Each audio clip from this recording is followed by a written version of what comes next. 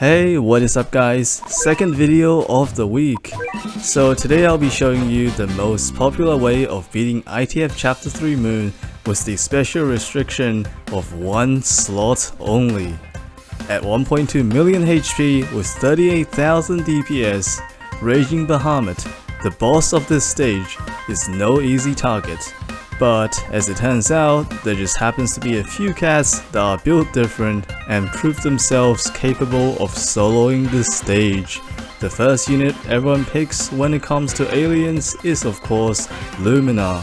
Lumina is a legend rare with insane resistance and weakened ability versus aliens. And those traits work very well together, giving her an astronomical 2 million effective HP in this stage. You heard that right, Lumina has more HP than Raging Bahamut, the boss of this stage, which is crazy absurd for a cat unit that you can spawn every 75 seconds.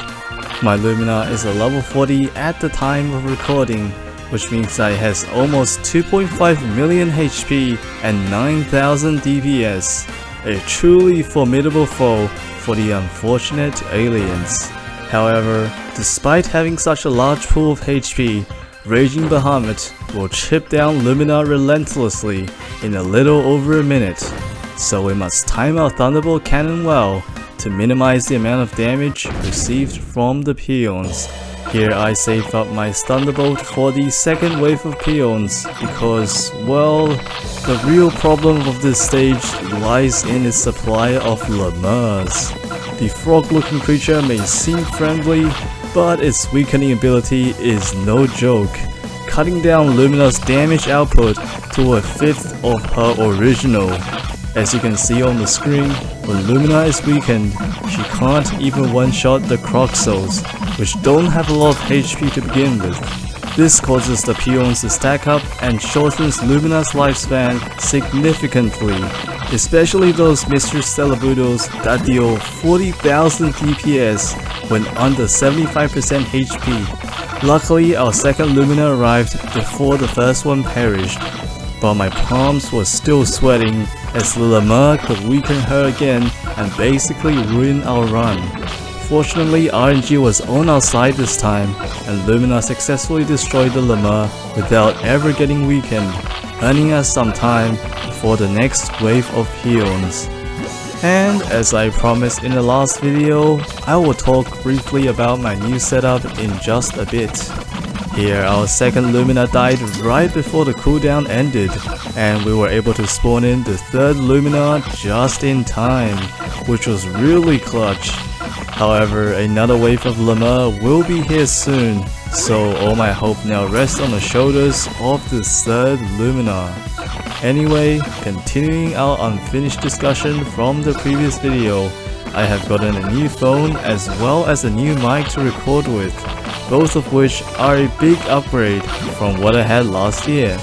The quality of the footage you're seeing here hasn't improved because for some reason my new phone doesn't support 1080p screen recording, but apart from that, the gameplay is super smooth and I'm super happy to have the in-game sound included in my recorded clips, so I think I'll stick to it for the foreseeable future. As for the mic, before I was using a $10 lavalier mic and the audio quality was quite inconsistent pretty much every single time. Now that I got a Viper Mini, I can finally speak to the mic at the same angle every time whilst playing the game, which really improved the consistency of my voice input in my opinion. So yeah, that is all for my setup. Now I also promised to talk about my plans for the upcoming Grand Abyss event. So let's move on to that. If you're new to the game and haven't beaten this stage yet, Grand Abyss will not be relevant to you as it requires a tremendous amount of cats to beat. I'm talking about roughly 500 cats on average. I'll link the wiki page to the event in the description below, but basically you lose some amount of units permanently every time you beat a level, and there are 99 levels in total.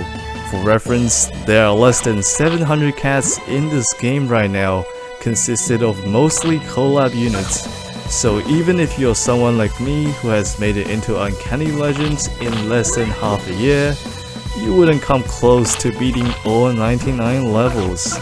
That said, you should definitely aim to go as deep as you can for the best ranking placement on the leaderboard, as that can reward you up to 5 Dark Cat Eyes, one of the rarest items introduced in the 12.0 update. I plan to save up at least 15 Dark Cat Eyes by the end of this event, so I've been keeping a secret stash of new units in my cat storage, which I'll be showcasing soon when the event arrives in the International Edition. The final thing I promised to discuss was my secret video project announced at the end of my Zombie Citadel video. I won't disclose it yet because there is still a possibility of me making a series on the challenge instead of one 2-hour long video I originally planned. So you guys just have to wait and see.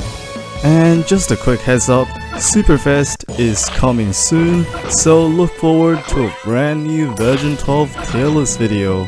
I can guarantee you that this one will be much better because unlike the last one, there won't be any jokes in this one. See you next week.